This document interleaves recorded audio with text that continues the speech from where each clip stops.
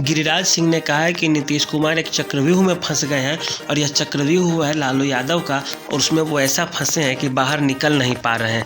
असल में देखी जाए तो आए दिनों नीतीश कुमार को संयोजक बनाने का इंडिया अलायंस जो कांग्रेस पार्टी का जो अलायंस है उसमें अब संयोजक बनाने की बात की जा रही है। और संयोजक का मतलब ही होता है कि दो दलों के बीच में संयोजन करना, अर्थात कितनी सीटों पे कौन लड़ेगा, कहाँ से कौन लड़ेगा, कौन सीट पे कौन मजबूत है, कौन कमज़ोर है, और लोगों को आपस में हिलना मिलना और किस तरह से वो एक सिंगल निष्कर्ष पे, एकल निष्कर्ष पे पहुंचते हैं, वह होता है कन्वेनर का काम।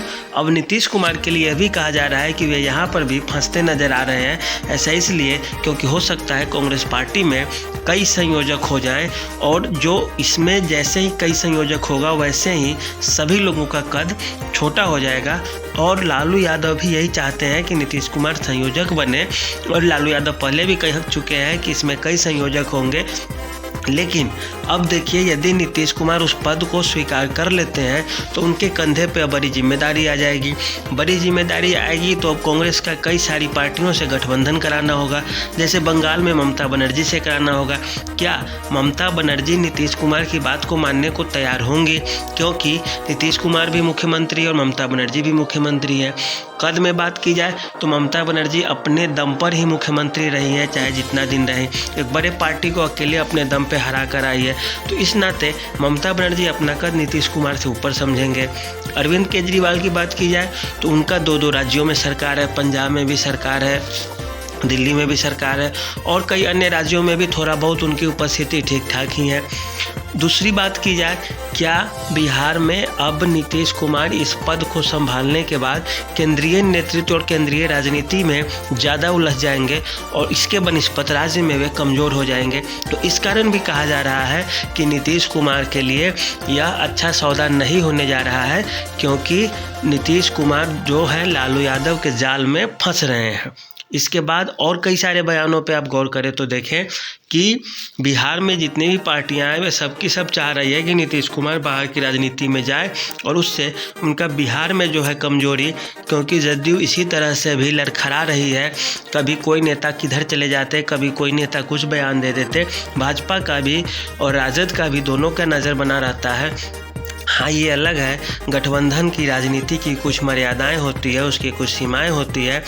नेता कभी थोड़ा बहुत अनाप शनाप बोलते हैं तो चल जाता है, लेकिन बड़े स्तर पर यदि कोई कुछ बोलने लगे तो फिर उसका मतलब होता है कि यह ज़्यादा दिन टिकने वाला नहीं है। नीतीश कुमार की बात की जाए तो नीतीश कुमार का दोनों पार्टियों से, चाहे वे कांग्रेस आलाकमान से हो या भाजपा के शीर्ष नेतृत्व से हो, संपर्क ठीक ठाक ही रहा है। और भाजपा कुछ भी चिल्लाती रहे, बोलती रहे, लेकिन यह जरूर है कि नीतीश कुमार यदि हाथ बढ़ाएंगे तो वह हाथ पीछे नहीं खींचेगी, क्योंकि राजनीति में कोई भी दोस्त या दुश्मन परमानेंट अर्थात हमेशा के लिए नहीं होता, और कभी न कभी वो एक दूसरे के हाथों में आ सकते हैं। और बात रही नीतीश कुमार के लिए, नीतीश कुमार के लिए अभी बिहार से बाहर जाना बिल्कुल सही नहीं होगा, क्योंकि इंडिया गठबंधन के सारे नेता जानते हैं कि वे लोकसभा चुनाव में कुछ नहीं कर सकते। चाहकर भी कितना भी मेहनत कर ले, कुछ नहीं होने जा रहा, क्योंकि 3-4 महीने बचा है। न एक आवाज़ है, न एक संस्था है, न अब तक एक सचिवालय बन पाया है, न एक प्रवक्ता बन पाया है अलायंस का कि सभी लोगों का बात कौन रखेगा, कैसे रखेगा, कोई कुछ नहीं बोलने जा रहा। कभी किसी के यहाँ ईडी का रेड पड़ता है, कभी केजरीवाल के यहाँ ईडी का रेड पड़ जाता है कि ये घोटाले में है, घपले में फंसे हुए हैं, तो कभी लालू यादव के यहाँ रेड पड़ जाएगा, तो कभी झारखंड में हेमंत सोरेन के यहाँ रेड पड़ जाता है। ऐसी स्थिति में किसी एक निष्कर्ष पे पहुंचना और लोगों को यह संदेश दे देना कि हम इंडिया अलायंस वाले एक साथ हैं और मजबूती के साथ खड़ा है, लोगों में यह विचार अच्छा नहीं जाता कि सारे भ्रष्टाचार में लिप्त लोग जिन पे सरकार का एक्शन पे एक्शन होते जा रहा है एक साथ हो रहे हैं। ऐसे में नुकसान यह हो सकता है कि जो अन्य पार्टियां हैं कई, उनके भी वोट बैंक खराब हो, क्योंकि हर चीज़ की राजनीतिक बयानबाजी के बावजूद आपको वोट जो लेना है वह पब्लिक से ही लेना है, और आम पब्लिक से जब वोट लेना करना है तो उसी के मुद्दों पर, विचारों पर आपको चलना होगा। यही राजनीति के लिए सही भी होती है। तो नीतीश कुमार भी पुराने नेता हैं, ऐसा नहीं है कि वे आज के नेता हैं। वे जयप्रकाश नारायण के समय से एक्टिव रहे हैं और अच्छा खासा अनुभव होगा ही।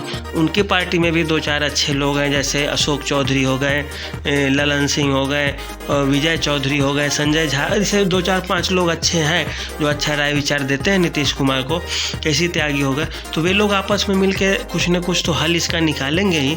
आगे क्या होगा वो कहना तो मुश्किल है, लेकिन यह ज़रूर कहा जा सकता है कि नीतीश कुमार यदि इंडिया अलायंस के कुछ संयोजक या कुछ बनते हैं तो इससे उन्हें फ़ायदा से ज़्यादा नुकसान ही हो जाएगा, क्योंकि वे राज्य की राजनीति में कमज़ोर जैसे ही पड़ेंगे वैसे ही राजद और भाजपा हावी होने लगेगी और इन्हीं का नेतृत्व कमज़ोर हो जाएगा और इससे उन्हें नुकसान हो सकता है। नीतीश कुमार को चाहिए कि उस अलायंस में सीधे एक बड़े नेता के रूप में बने रहें और अपना प्रभाव दें।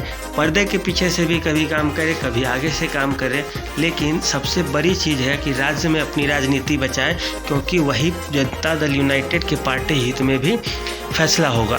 क्योंकि यदि इंडिया अलायंस कुछ सीटें नहीं कमाल की कर पाती है या नहीं जीत पाती है बहुत अच्छे से, तो फिर वहाँ पे इस चीज़ का कोई तुक रह ही नहीं जाएगा कि कौन संयोजक था, कौन प्रवक्ता, क्योंकि सभी अपने अपने राग अलापने लगेंगे और सरकारें कमज़ोर नेतृत्व की बन जाएंगी।